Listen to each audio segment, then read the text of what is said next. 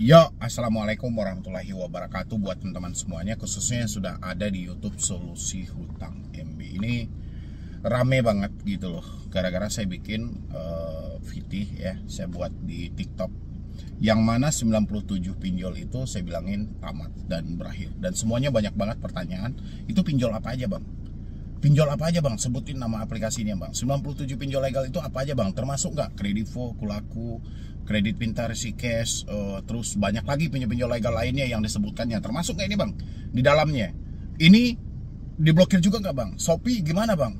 Ini gimana bang? Dan banyak lagi ya, bersimpang siur informasinya dari teman-teman itu. Karena mereka juga berharap, memang harapan Anda itu luar biasa gitu loh. Saya pun juga mengapresiasi itu. Karena Anda berharap semua pinjol-pinjol yang Anda pinjam itu ya kalau bisa diblokir gitu loh. Supaya apa? Supaya utang kita lunas, kita tidak ditagih lagi, kita tidak bayar. Itu kan harapan teman-teman semuanya. Oke.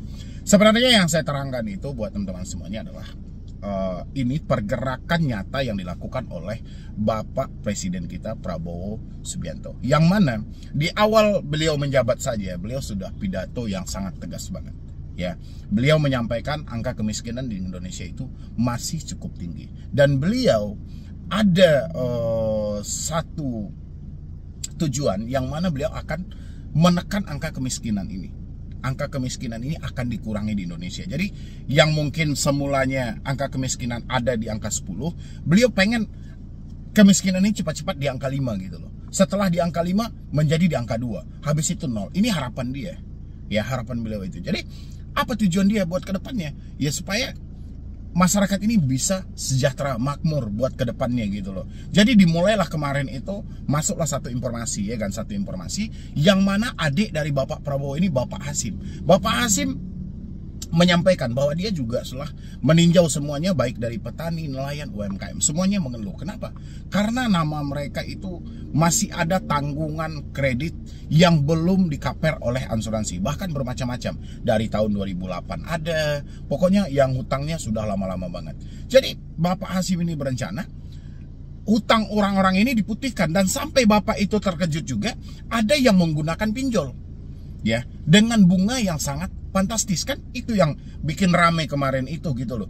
Ada yang menggunakan pinjol. Bapak Hasim ini tidak tahu apa itu pinjol gitu loh. Ya setelah dia diberitahu dan dikasih tahu, ternyata dia terkejut juga dengan bunga yang diterapkan sangat tinggi. Dan makanya tujuan dia untuk menghapus hutang petani ini, menghapus hutang petani, menghapus hutang nelayan, menghapus hutang dari UMKM. Tujuannya supaya jangan para petani ini atau para nelayan ini, para UMKM ini jangan berharap banyak lagi ke pinjol. Karena pinjol itu bunganya aja 0,1% sampai 0,3% per hari. Ya, hitungannya per hari nih, berapa lama tenor kita? 40 hari kalikan 40 hari. Ya, 90 hari kalikan 90 hari. Belum lagi biaya pemotongan di awal. Itulah beliau terkejutnya. Jadi visi misi yang seperti ini saya cukup apresiasi juga, hebat kalau memang seperti itu. Jadi dia benahi dulu hutang petani, dia benahi dulu hutang UMKM, dia benahi dulu hutang nelayan. Otomatis sebanyak 6 juta warga yang mendapatkan hak untuk pemutihan hutang tadi, itu dia pasti akan lari ke bank konvensional. Dia tidak akan lari lagi ke pinjaman online, karena mengingat bunganya itu sangat tinggi, pemotongannya sangat luar biasa. Ya, itu yang pertama. Dan habis itu, satu hari setelah Bapak Prabowo dilantik, itu kan langsung berbarengan OJK pun juga langsung mengumumkan bahwasanya OJK telah mencabut izin dari Impesri. Dan bos dari Impesri sendiri itu sedang kabur ke luar negeri. Dan OJK juga masih mendalami, mengumpulkan berkas-berkas yang ada, dan nanti OJK akan kerjasama dengan Interpol gitu loh, untuk menjemput bos Impesri dari pinjol legal ini untuk balik ke Indonesia mempertanggungjawabkan perbuatan mereka. Dan habis itu masuklah dari Kemenkom Digi, yang mana ada salah satu pegawainya yang ketangkap tangan memainkan judi online, ya kan? Dia memainkan judi online, padahal dia adalah seorang ahlinya dia diminta untuk membenahi judi online, kalau bisa judi online ini diblokir dan segala macam, tapi dia malah menyalahkan dari hal itu, dia malah memainkan. Ya, dan kita apresiasi juga. Kenapa judi online ini wajib dibasmi dan diburu? Kebetulan Bapak Prabowo juga sudah membahas berulang-ulang kali soal judi online ini, kalau bisa dibasmi semuanya. Kenapa? Karena ini juga menjadi bagian yang memiskinkan masyarakat. Dan selain itu, uang judi online yang terkumpul ini kemungkinan besar juga diinvestasikan kepada pinjol. Dan pinjol meminjamkan kembali kepada masyarakat. Itulah makanya yang saya sampaikan itu, ini pergerakan yang luar biasa. Mulai dari penghapusan utang petani, nelayan, dan UMKM, otomatis ini sudah mengecilkan ruang gerak dari pinjaman online. Ya kan? Habis itu diburu lagi judi online, itu juga akan memutus dana yang mau diinvestasikan kepada pinjaman online.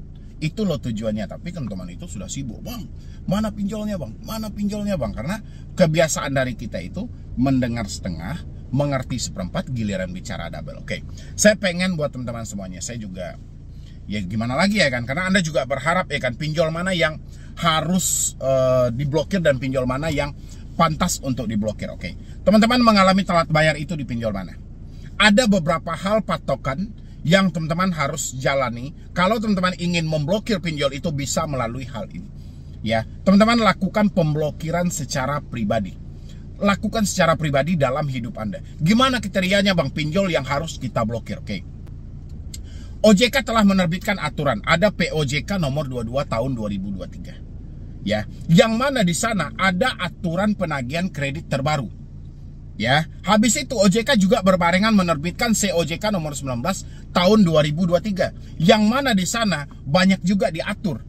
Ya, kita ambil dulu yang POJK nomor 22 tahun 2023. Aturan dari penagihan kredit terbaru itu menyampaikan bahwasannya pinjol yang menjalin kerjasama dengan debt collector, tolong diingatkan kepada debt collectornya, dilarang melakukan penagihan dengan ancaman yang sifatnya mempermalukan. Contoh, menagih bukan dari si konsumennya atau sengaja menyebarluaskan informasi mengenai hutang piutang dari si konsumennya. Jadi teman-teman yang mendapatkan hal seperti itu atau mengalami hal seperti itu terjadi dari pinjol legal, catat nama aplikasinya, Anda coret. Ya, Anda coret. Ada aplikasi yang menagih sengaja untuk mempermalukan atau menghubungi di luar dari diri Anda, habis itu menyebutkan nama Anda sebagai Anda penghutang dan segala macam, coret nama aplikasinya, Anda catat, coret, seumur hidup jangan pernah Anda bayar lagi, simpan bukti-bukti yang telah mereka lakukan tadi. Ya, kalau nggak seperti ini, pinjolnya lambat untuk diblokir. Jadi mulai dari diri kita, pergerakannya dari diri kita. Nanti pemerintah akan melihat juga. Kalau sudah banyak masyarakat yang tidak melakukan pembayaran lagi ke pinjol, pasti pemerintah akan berpikir, ini ada apa dengan pinjaman online? Kenapa orang-orang pada mogok bayar? Barulah di sana kita keluarkan bukti-buktinya. Kamu kenapa tidak bayar pinjol? Karena saya dipermalukan, Pak. Karena data saya disebarluaskan. Karena dia menagih bukan kepada saya, tapi sengaja menagih kepada orang di luar saya yang bukan saya jadikan sebagai kontak darurat. Atau menghubungi ke kontak darurat saya dengan menyampaikan saya berhutang dan segala macam. Ini buktinya. Makanya saya berhenti untuk bayar. Ya, paham ya buat teman-teman semuanya, simpan bukti yang ada. Habis itu pinjol menagih di luar dari alamat si konsumen. Itu tidak boleh. Lain hal kalau ada kesepakatan. Kalau misalnya ada perjanjian antara Anda dengan si debt collectornya. Debt collector nepot, Bu, Ibu di mana, Bu? Kami mau ke kantor Ibu. Kami mau berbicara dengan Ibu, menemui Ibu, begini. Kalau Anda menyepakati, nggak ada masalah. Tapi kalau tiba-tiba dia sudah ada di depan pagar perusahaan Anda, menghubungi security Anda, itu sudah melanggar aturan yang ada. Catat nama aplikasinya. Ambil rekaman videonya. Ya, simpan bukti-bukti yang ada. Mereka tidak datang bang, mereka hanya melalui telepon. Rekam teleponnya. Ya kan, rekam teleponnya mereka dari aplikasi mana? Mereka tahu nggak dengan aturan? Ya, apakah nomor perusahaan itu kita jadikan sebagai tempat untuk menagih kita? Kan enggak, inilah yang harus dipelajari oleh teman-teman semuanya. Dipahami, jangan hanya menakut-nakuti diri Anda sendiri dengan berpikir hal-hal yang negatif. Ya, habis itu lagi apalagi pinjol yang layak untuk kita blokir? Pinjol yang selalu menghubungi kita secara terus-menerus yang sifatnya mengganggu. Ya, bisa dia menelpon mulai dari jam 7 pagi sampai jam 7 malam. Tidak berhenti-berhenti. Berhentinya kapan? Kalau handphone kita sudah mati. Berarti kan sudah mengganggu, menagih secara terus-menerus. Catat nama aplikasinya. Ya, Anda tanyakan, Anda dari mana ini? Perasaan dari pagi sampai malam Anda menelpon gak berhenti-berhenti. Ya, catat nama aplikasinya. Coret. Ya, ini sesuai dengan aturan OJK. Kan sudah ada aturan penagihan kredit terbaru. Dilarang. Bukan diperintahkan, tapi itu dilarang. Ya, ini yang perlu teman-teman hafal, nanti saya pajangin di sini ya, biar Anda juga bisa memahami. Habis itu, pinjol cuma boleh melakukan penagihan dari jam 8 pagi sampai jam 8 malam. Ya. Jadi, kalau dia menagih terus-menerus sampai jam 9 malam, jam 10 malam, itu sudah kurang ajar itu namanya. Ya nggak sih?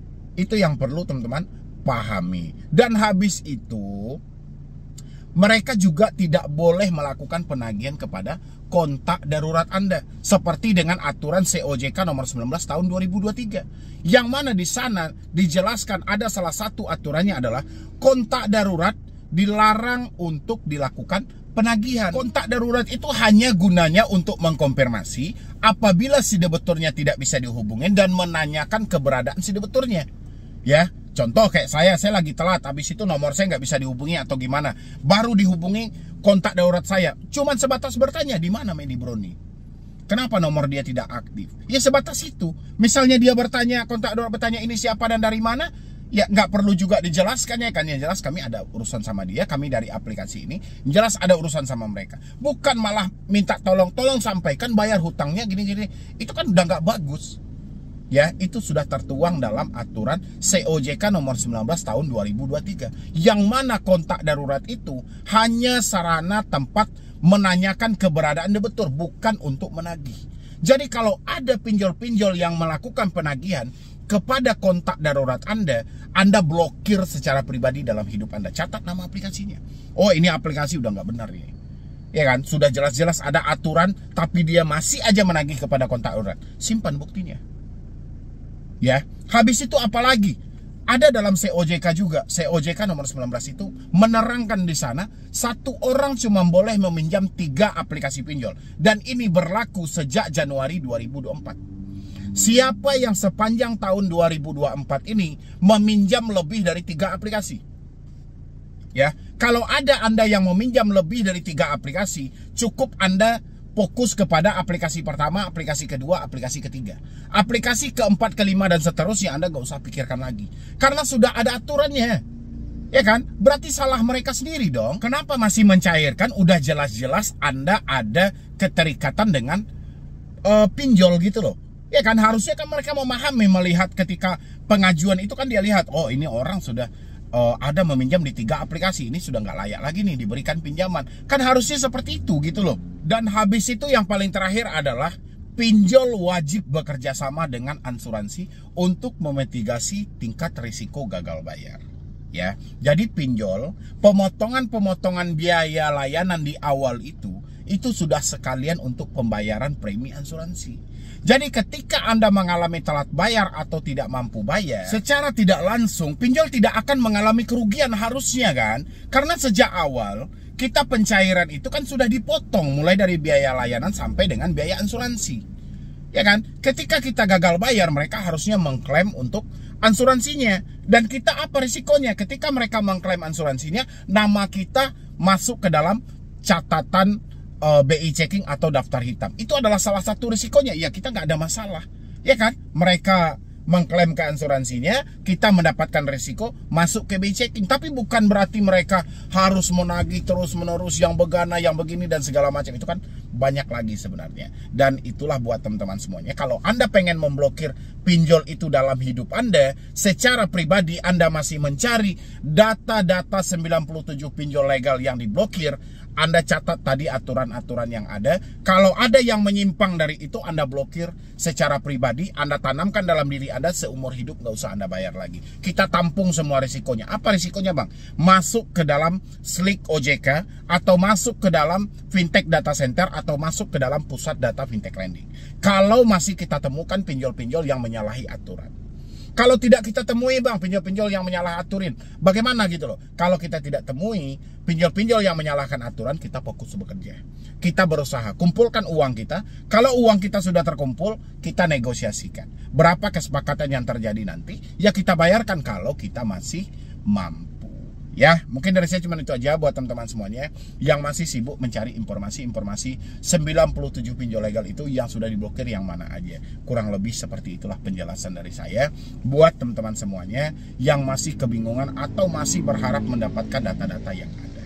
Oke, jadi sekian dulu dari saya, Medi Broni. Wassalam. Bye.